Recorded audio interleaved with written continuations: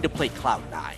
Well, if they're going to focus on anything, it'd definitely be get either Minerva going, get that 80 carry spot in a strong position for them. Dan's the shot caller. We'll see him making quite a bit of calls throughout the game, but the picks and bans, we'll see what Lemonation can do with these for Cloud9. We already see the Kale, Maokai and Kha'Zix coming out to stop Danagorn and that top lane left.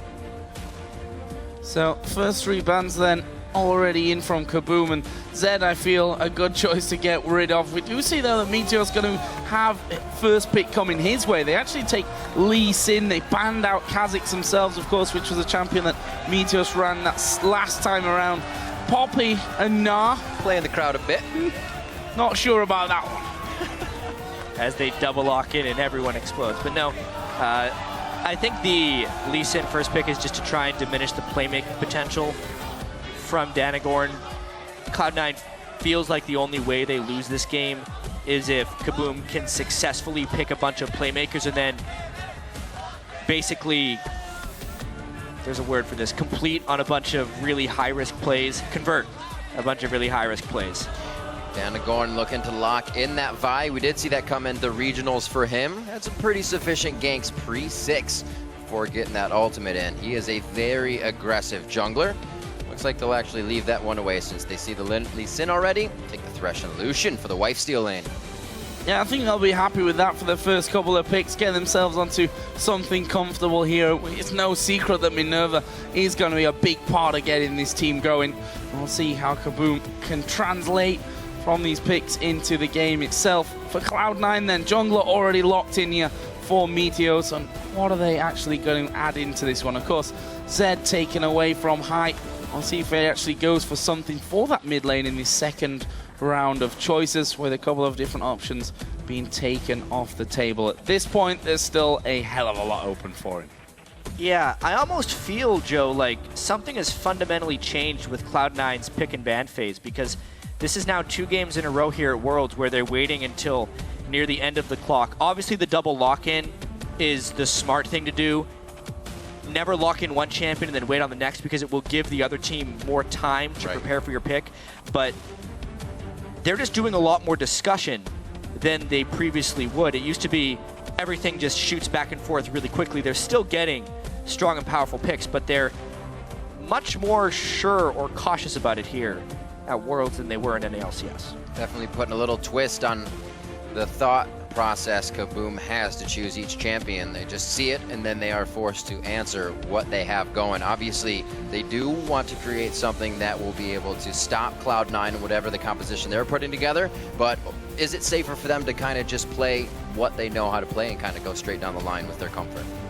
I feel like KaBuM are going to have to take some calculated risks to pull off upsets in this group. Yep. I mean, they, I think themselves have got not too much to lose. Of course, the massive Brazilian fan base that they have stood behind them. So, you know, pulling out a win here against any of these teams will be a massive deal for them. They decided in their second round to lock in Jarvan for the jungle there for Danagorn, and of course taking Lulu as well.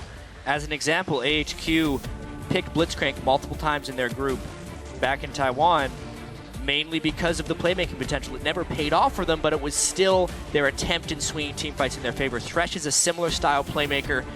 I'm expecting Tanones maybe to just play Orianna, honestly, because he will be able to make plays on that. Cloud9, though, picking their tried and true. Yeah, the Janna goes in for support. See Dan's taking that Thresh. Didn't see it at the International Wildcard Tournament, but they will throw it in for this composition. And Pi gets the Yasuo. We were saying, or I think it was Crepo saying, or no, probably something he can stand on his own 2 feet as well as carry the game if necessary. So again, he locks in that champion and an all-around huge scaling team into the late game here for Cloud9. Yeah, it's a whole bunch of scaling. Again, the Janna for the safe disengage. That will come in so handy against Jarvan. And I really wonder what Chanones is going to pick against High here. As Freak was saying, he would be the star for this team if one is to emerge. That's right. That Orianna is up. See if that is the choice for them. There's a lot of discussion going on there, back and forth with KaBuM, and he will end up playing the Syndra. So Tinone's got to come out big here. I mean, it's a calculated risk in the sense that they don't want to lose lanes. They need to try and control them here. Syndra is a stronger laner than Orianna against Yasuo. We've already seen today Xiao Syndra come out on top of Cool's Yasuo, so it's a matchup that can tilt a little in Syndra's favor. It's a skill matchup, though, with all things considered, but I do not disagree with that pick from Tinotes. Meteos on his Lee Sin, ready to create aggression, as well as Danagorn, somebody, as we said, likes to really just get in the face of his opponents. I believe this is going to be quite an aggressive game here. As KaBuM watching Cloud9 play a little bit safe in their early game. I think they may try to take it to him. Yeah, and that's a somewhat of a, I don't know if you can really call it an advantage because it's called Cloud9. We'll have seen KaBuM play earlier on as well, but taking those risks, try and set up something a little bit different, something a little bit, you know, surprising from Cloud9's side of things, and try and just throw them off a, you know, a strong-paced early game, which will, of course, play into KaBuM's hands. The question is whether they can translate, even if they pull off something amazing at the start of the game, whether they can actually follow that through and turn that big play early on into a win. That's a difficult thing against these teams that have so much experience. So much of it will have to be with Danagorn's jungle Jarvan, and basically Meteos' ability to neutralize him in the early game. Meteos is coming from a place where he has so much trust in his lanes that the only way they really lose is if Danagorn swings them, so he basically just has to turn himself on to shutting that down. So guys, don't forget that you can vote on Twitter who you think is going to win this game. Tweet hashtag C9win or hashtag KBMwin to @LOL Esports, and we'll check out your vote shortly. But for now, we are going to get into game. It's Cloud9 versus KaBuM. And can KaBuM pull off an upset here against Cloud9? It'd be a massive one at this stage. A massive one indeed. The champion select elimination was able to come up with for the team is very scary. Like we said, that's scaling into the late game, so Cloud9 can pretty much play any game they want with this one. And while I said there's nothing for KaBuM to lose in this one, which I really think is true, from Cloud9's side, this is the win on paper that they'll, or the game that they'll have been looking at on paper to say, okay, that's a win, and that's a win. Those are the games that could really mean that you know, a tiebreaker happens, or you get edged out of first or second position if you end up slipping up in these, you know, David and Goliath matches. And we know that Cloud9 actually understands the potential for this upset. I've talked to multiple Cloud9 members, and they have legitimate fear of KaBuM and the upset potential, because they know that KaBuM isn't coming into this with the mindset of having to go 4-2 or having to win the group. They're coming in with the mindset that if they win a game, the World Championship is a success for them. And that gives you a lot of freedom strategically and as far as risk-taking goes that could very well play a spoiler for one of these favored teams. Well, it doesn't look like too many risks as of yet. They want to make sure, as we heard the analyst desk say, a strong laning phase. Not thinking that Cloud9 would let up in any one of those lanes, so it's up to KaBuM really to get at least an advantage in one of those lanes that could carry, hopefully, Tinotes. And you can see right here, Cloud9 playing no different against KaBuM than they would against other opponents, much like they do in the North American playoffs, much like they did against Alliance. They are doing the 80 carry in the top lane to neutralize the laning phase and get Sneaky some free farm. I see that Lep is headed up in that general direction. Elimination just going to force him away completely. Says, right, shield on myself, do that extra damage. Danza's going to come up to join Lep, so that will leave us with the 2v2 on that top side, and also means, of course, that there's a bit of free farm down the bottom lane for Minerva on Lucian. I wonder if that free farm is going to turn into a fast push. The freeze has been broken for him. He can't turn this into an extended 1v0 without getting some turret damage down, and it will actually mean that Balls can pivot down to that bottom lane very easily and pick up a bunch of farm. Well, he knows, we know Balls loves to just stay in lane and keep himself safe until he can make a huge impact on it. Clicked on that CS. I saw it. He stopped halfway. This is KaBuM not playing the swap properly. It's something that requires a lot of practice. You have to be able to get good reads early on. You have to play wards early on in the game. But the fact that Minerva was in a lane all by himself without support health, and he did not set up a proper freeze, means Balls can very easily go in there and get farm. Oh, Meteor's actually connecting with the Q there onto Danagon. They're both double buff. Where are the mid laners? Danagon actually going deep onto Meteors. Couldn't quite get that knock up, and now High trying to turn this one around. He's going to get a lot of damage off. Who's he going for? Puts the Ignite towards Danagon. He wants those double buffs, and Danagon flashes to the safety of the brush. If Danagon did not flash at that exact moment, High had the point-blank knock-up on it, and it would have been the double buff. So High, despite burning his Ignite there, definitely pressures Danagon, and it should give Meteos a leg up. Playing the flow very nicely, gets in for more damage on the Tinones. We saw this between Cool earlier as well. Xiaowei Xiao, he was taking a bit of damage, but Xiaowei Xiao was able to play that Syndra very strong. So Tinones, with the damage he's taken, still in a good position here. 17 to 21, not too bad on CS, as High tries to keep it aggressive. So after the first few waves in that mid lane, there is going to be High that has a slight advantage. The AD carries are actually sneaky with that 2-on-2 pressure that is edging ahead of that of Minerva, who of course is now in a full-on one-on-one versus Balls, and there's a good amount of damage here coming out from Balls. He needs to be careful here as Danagon comes down, and well, read like a book really. Balls has gone back toward the Tribush, but will he realize that Danagon's in there? He's got good range, no flash to go even further though. It was a choose your own adventure, and he definitely chose the wrong one in that path. He does not have the ward in the right spot, but Danagon is really waiting on this one, maybe for the last burst of mana to come out of Balls here, or maybe that rune. He's hoping for the Rune Prison, that's exactly it. They just don't bother waiting any longer, and it means Balls was not trapped in any cast animation, so he could easily flash the flag combo. So, the flash down. We'll see if Danagon can keep the aggression up from lane to lane. Means that Meteos that entire time though farming the top side of his jungle. He's almost approaching a 10 CS lead, and he's going to keep that trend going as he heads onto the bottom side and towards his own races. Lep doing some good damage there towards Lemon Nation. The hook coming out. Max range landing onto Sneaky. Not followed through. The flay does come in, and a bit of pressure there in that 2v2. A little bit of miscommunication. That was the ward coming in from Lep. Dance didn't think he was going to hit that one possibly either, but it's good Ras, and they keep it strong in this lane. And we've seen this through a lot of the teams that end up near the bottom of these groups of worlds. The laning phase is usually quite close. We've actually yet to see a laning phase twist in the favor of the underdog. If that happened, I'd be fascinated into seeing how that progresses on the game, because as of now, if the lane is close, the better team will play off better. But that's another hook. That could be a kill. All the shields in defense right now. Lemon Nation low on mana. The Ignite goes down. It's High flashing in. Oh, he dashes through him. The exhaust is down. Can he still keep it? One last Q.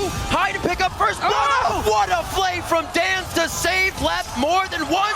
Also gets the grab, but there's nobody there to pick up on it. Great play from the support of KaBuM. And the amount of pressure lost by that monstrous roam up top from High is going to buy so much time for Tinones in this mid lane to pull ahead of High.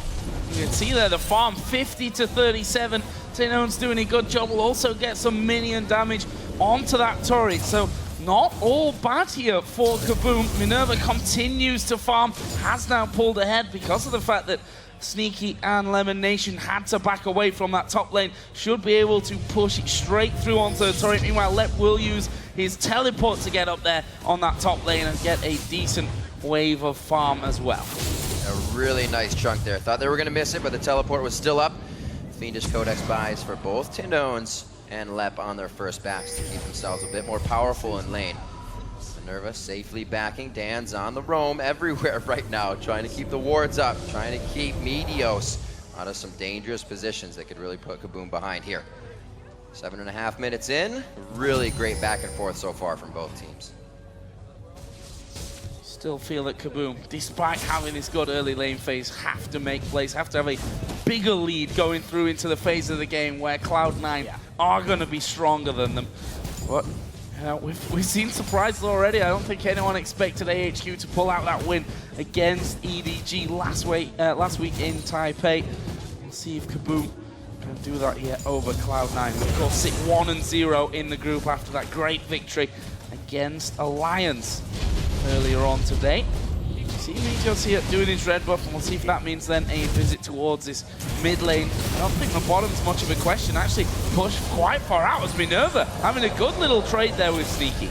He's got the level advantage in that bottom lane, and he's trying to bully that weak mid game from Trist. Sneaky has not actually respected the 2v2 lane matchup in the slightest with this item build. He's won an Avarice Blade first.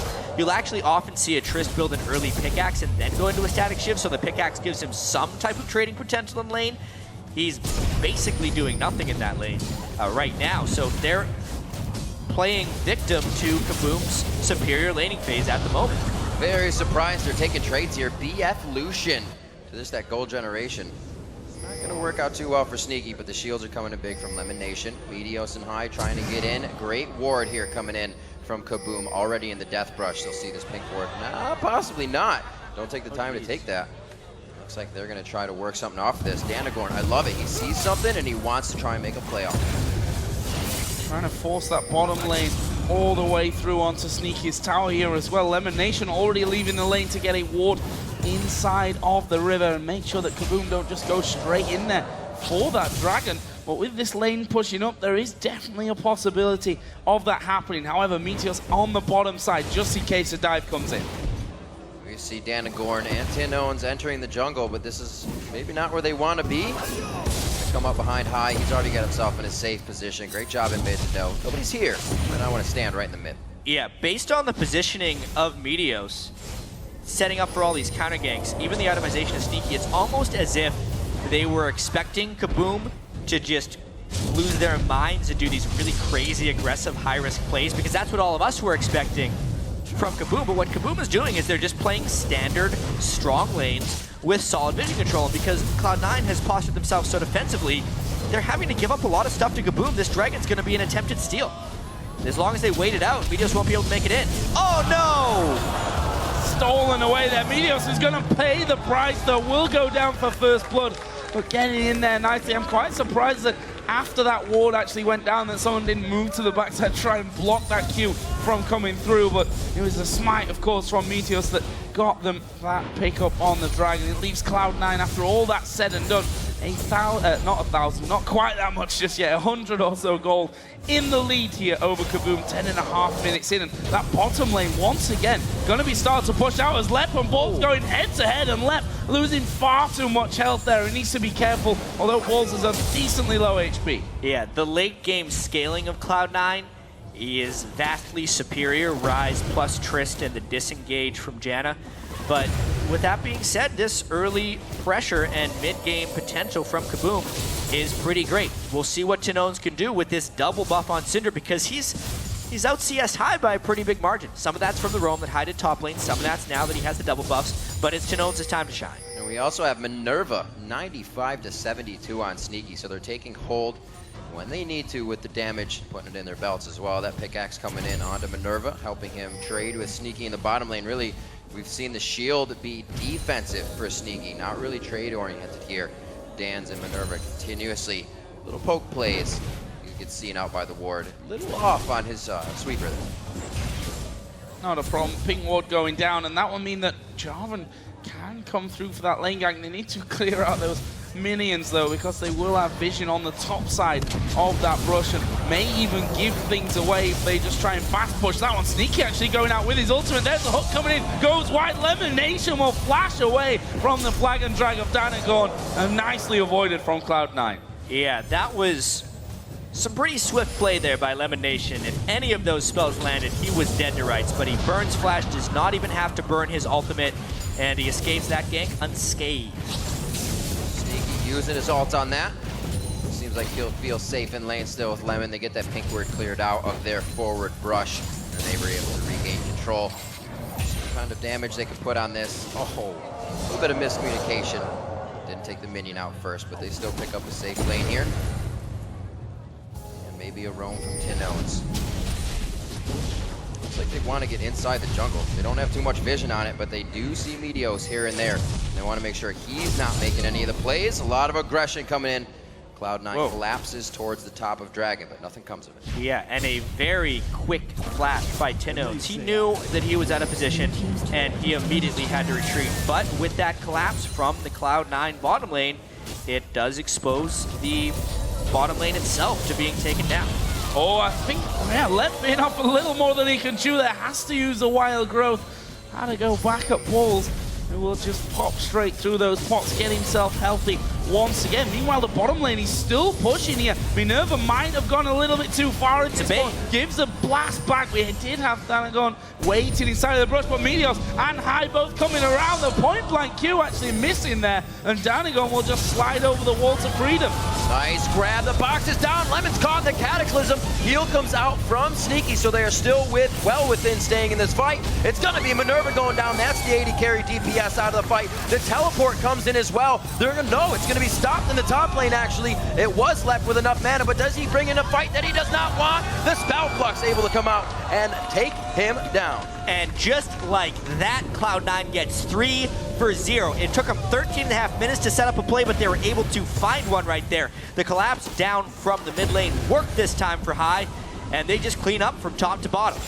Almost 1,000 gold lead here with 2 minutes until that dragon comes up. Let's have another look at that one in the top lane. Balls 1v1 stop from TPing and says, okay, then I'll kill you instead. Yeah, I think that was just one of those situations where Balls knew he was already in a favorable position in lane, so he didn't care if the teleport got interrupted. If he gets to teleport down bottom lane, he gets a kill. If Lulu's gonna dare to interrupt him, he'll just kill Lulu. So it was a smart, heady play by Balls, and he gets a kill anyway. Minute and 30 coming in on Dragon. Looks like they will be able to lock down a bit of vision, but KaBuM has the same thing in mind. Coming out with a few pink wards. Going to be able to help this out more with sweepers. The orb already grabbed from Minerva. Definitely doesn't want to be caught out in these occasions. Credit as well to KaBuM at this point. If you look at the minimap, the bottom side of Cloud9's jungle is pretty much all warded up. There's a pink ward in the side of the red buff and one in the tri-bush there for Cloud9, but still a couple of deep wards out of KaBuM. They don't have one in this top lane though, which could be a problem if they decide to dive on through. Let will try and speed himself up. The Q will land. He's going to go in front of him. Wild Growth is used from Let. They get his ultimate and might just be able to finish the tower now. Yeah, but in the meanwhile, KaBuM is pushing down that mid lane using that attack speed from Jarvan. They're answering most of Cloud9's moves pretty well. Well, a little too far behind. Want to be due, but not all. And such a great early game here. They said the lanes couldn't or wouldn't be won on the analyst desk, but KaBuM's doing everything they can to keep the pressure onto Cloud9. We've seen, as you said, Cloud9 play that safe game no matter who they're up against. Seems like KaBuM has found that as a way where they can get under their skin. Cloud9 is playing remarkably safe in this one as well. I'm actually very surprised that Sneaky decided to go straight for the Static Shiv instead of stopping in the middle for a pickaxe, so he'd at least have some type of trading against Minerva. Now with the Static Shiv, he can be respectable in this next dragon fight, if that's what it comes to. Well, it looks like it will. The dragon just pulled out of its pit. Meanwhile, Lep is going to be having a go on this top turret. He does have teleport available to him if he's going to come down. Minerva will use an early cull in there. They pulled in balls and half-decent damage done to him. There is a TP coming on top, but he's got no HP left. He comes in with nothing, and Cloud9 just kill him off. Bit of a whoopsie. Not a good TP. Not in the slightest. Lep, it probably seemed so good in his head, but he just was not in sync with the rest of the team. Danagon was not initiated. They had no stun follow-up. He just gets blown up. I think Kobe would say something about that. But moving on. That's, 4 to 1. 17 minutes on the clock. And a 3,000 gold lead is what Cloud9 is looking at right now. They were actually, it's kind of like a mousetrap. They were kind of leading KaBuM into where they wanted and when they wanted to fight. They warded up perfectly and they bit as soon as they were able to. 2 to 1 in turrets. KaBuM still has a bit of map pressure on that front, but is it going to be enough to carry them through this mid part of the game? The Rod of Age is already charging. We see a few core items built up on High and Sneaky with the static shivs here, and they're not afraid to start making plays. Feel it's fairly reminiscent of the Alliance game, right? Play it safe, slowly but surely get yourself a lead, and well, if you look down their team comp, that suits them fine. Yes, maybe they're not going to flashy win up in 20 minutes over KaBuM, but that's not really what counts at the end of the day. Lep once again may be in trouble. That top turret is very low. Actually, Balls pulls the aggro early on. Lep uses an early wild growth, and now Dancer's coming in as well with the thresh. What can he do? Whoa! Kick there into both of his teammates, and that should be the end of that one. Not the easiest thing to do. An escape right there. Just getting the geometry just right to knock all three of them up. Because math. Hey, right there, maybe KaBuM gets a turret on the backside, but Cloud9's gonna really get mid lane and bottom lane out of this. There's another one. Outer 3 are dropped. They can start to easily move into Cloud9's jungle, but wait a minute, Sneaky's trying to easily move into a little bit of Minerva's personal bubble. Takes him down. He'll be out of the game for a little bit here. High trying to take it out with Tinones. He wants a blue buff, but it doesn't look like he's gonna get it. Tinones says, get off of my turret right now. Trade a kill, and he may not go down. Oh, no, he's gonna go down. The last kick hits, and that's a shutdown. Actually, on the Tinones. High was playing a very dangerous game, dancing around a turret there in the face of a DFG Syndra. The DFG active didn't actually get used by Tinones there, so a little bit of a misplay. Luckily for High, he still picked up the kill, despite getting a little bit nuts. And I think why not trying to look in there, maybe something risky here to just edge him out. Speaking of edging out, we've seen Balls just bring that farm back in the top lane. Of course, sat on 1-0-0 after that solo kill onto Lep just a little bit earlier on. And had that tier stacking up for a good while now, and he's going to be picking up that Archangels pretty soon. And that's that fight once again in mid, and you see that Tinones actually lost vision of High there for a moment. Yeah, well, he hit him with the ultimate real easy. The wind wall blocked so much, but then High ran out of his duration. Of course, Tinones is just going to ult his face at that point.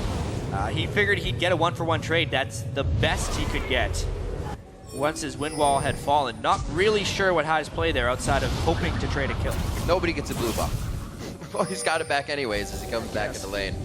Tinones still happy with that situation. 20 minutes on the clock, and it looks like Cloud9 starts to gather in the mid lane as they want to start cracking down on this pressure.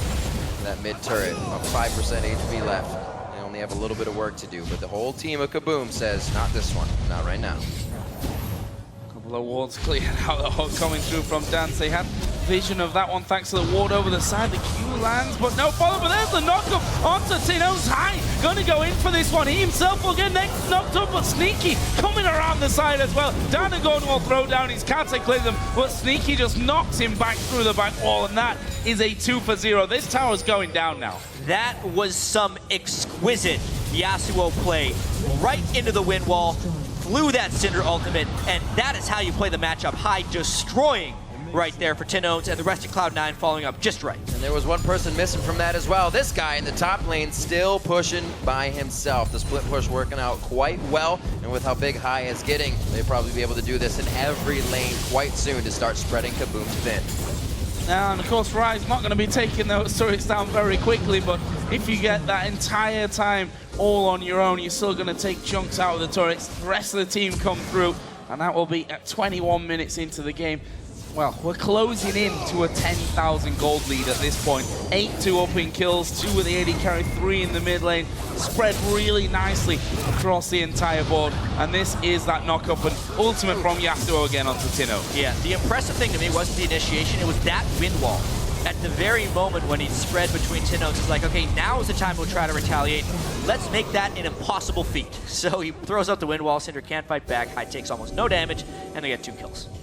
Something you can't take away from KaBuM, the strong individual play, but you see the separation when it gets to the team fights, the coordination that the teams outside of their realm of play just start bringing to the table. It's too much for them to handle.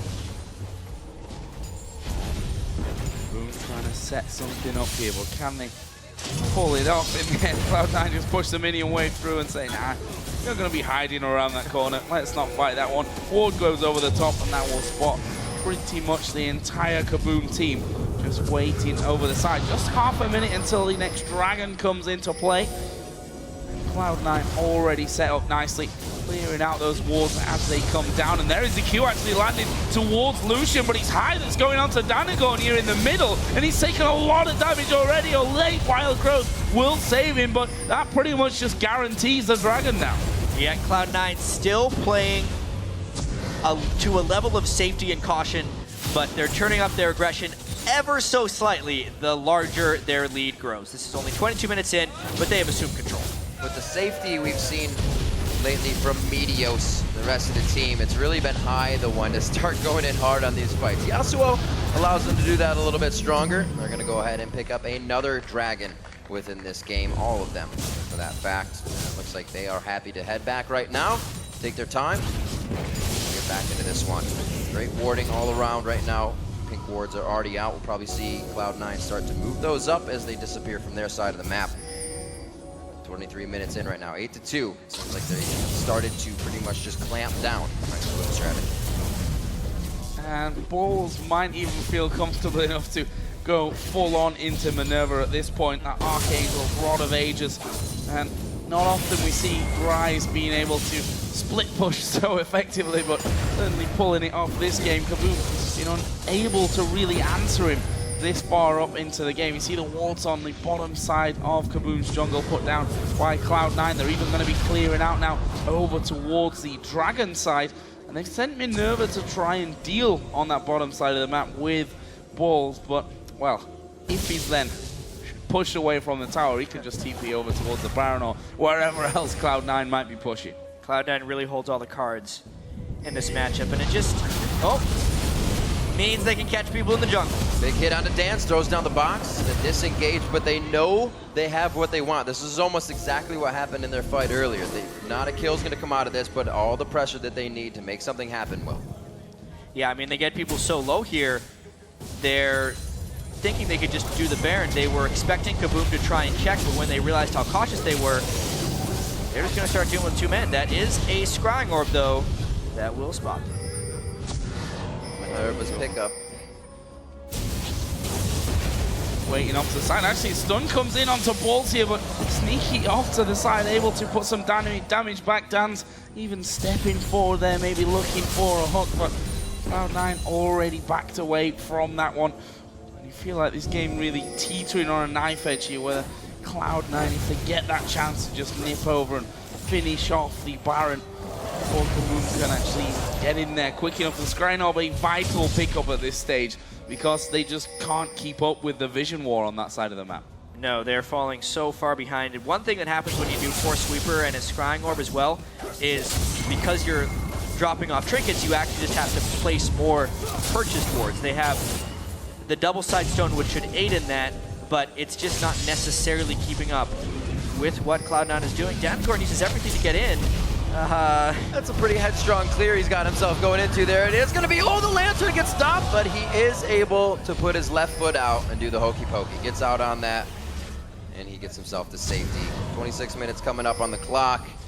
It's looking grim for this Baron for KaBuM. It looks like Cloud9 wants to throw themselves into this. Just face check and brush right now. You can see how confident Balls is, how far ahead he is right now. Level 14, and it's just about the highest in the game besides Tindos.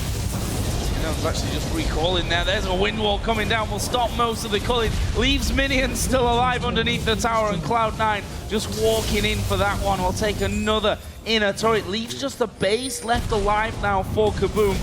That 10,000 gold lead is just moments away, you feel, for Cloud9. There's Lep spotted by Meteos. And if you look at the minimap as well, it's pretty much all blue at this stage. Only really got that Scrying Orb to work with, which is going to be coming off cooldown and will probably get forced into being used in just a moment. Meteos actually waiting off to the side here. This is if he can get in for a cheeky little pick.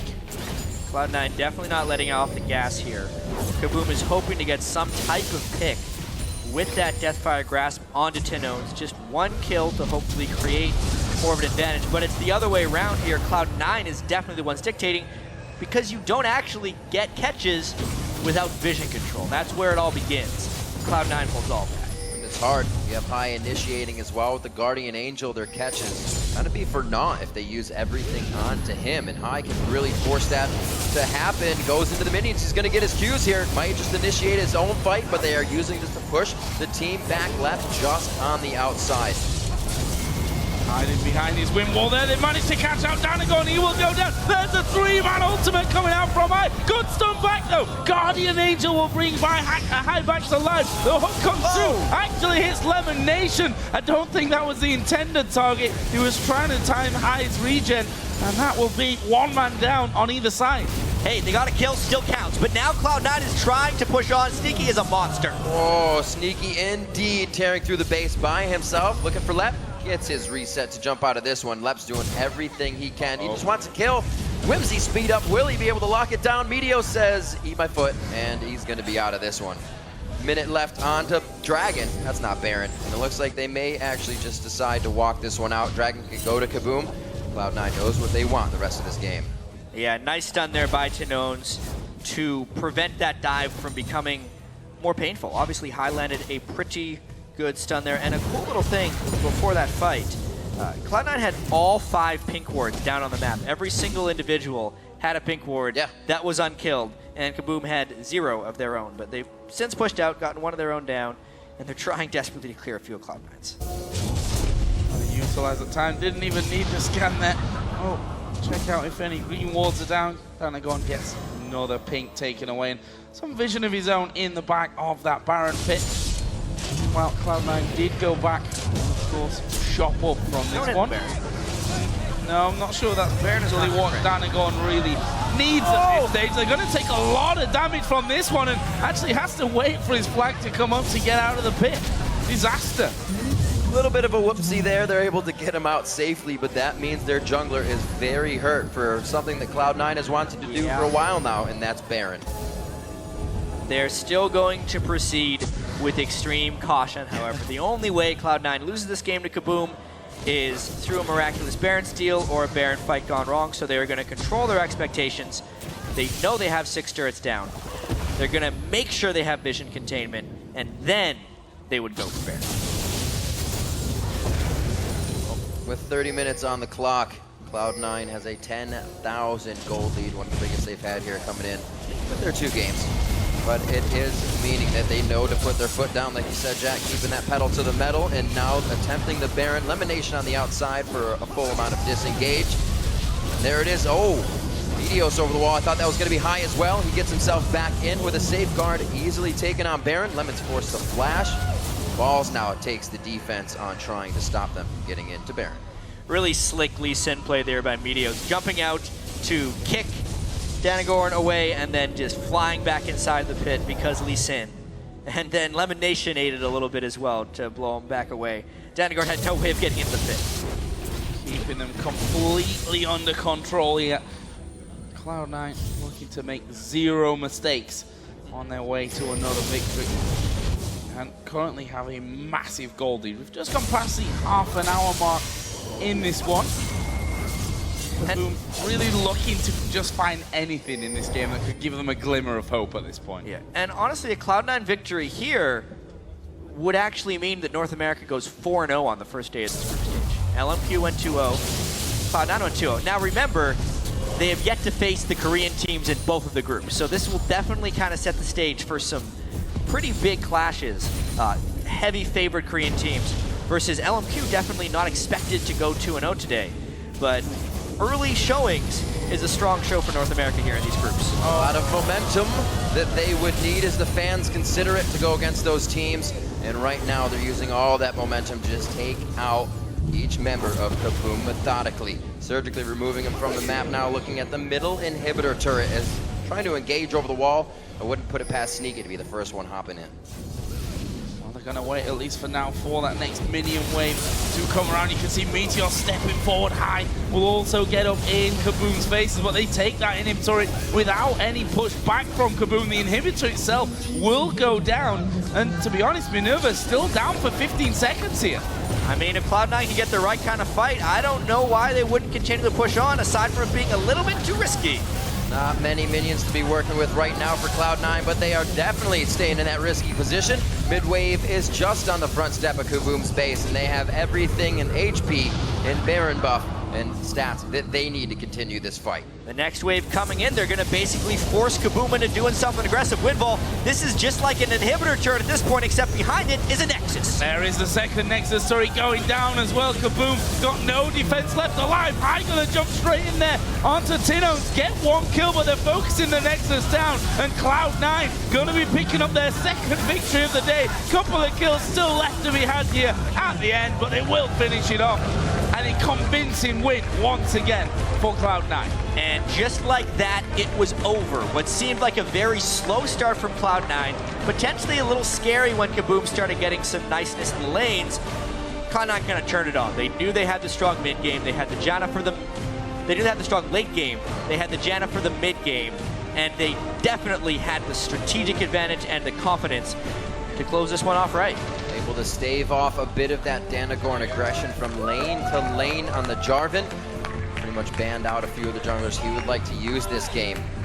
KaBuM doing what they can in the laning phase, but it seems that teams find them in the fight phase and are able to pick apart the mistakes. Yeah, and I feel like we've almost repeated this story quite a few times because we saw a similar thing last week as well in Taipei, that the underdog teams did well in the laning phase, and I guess that's kind of the fundamentals that you learn from playing League of Legends right at the start. You learn to have a good laning phase first of all, and then they're falling apart when it comes to the more team-oriented plays. We saw Cloud9, they made literally no mistakes in that, or maybe here and there slightly too deep, but playing everything really by the book. And you're saying we use this to practice turning an early game good start into an actual victory. It's one of the reasons I actually like the World Championship in this sense, because we see players at different stages of competitiveness. We just get to see the strategic depth of League of Legends, because you know how good these guys are in lane. Mechanically, individually, they're all fairly good, but it really just comes down to the team play, and it's not even close in how these games go out. There is a super low % chance that some of these teams can take down the greater teams, and it's just, you never see this type of difference. The monstrous, I can't find the words for it, the monstrous differences in skill at the World Championship. Well, it's definitely been shown here.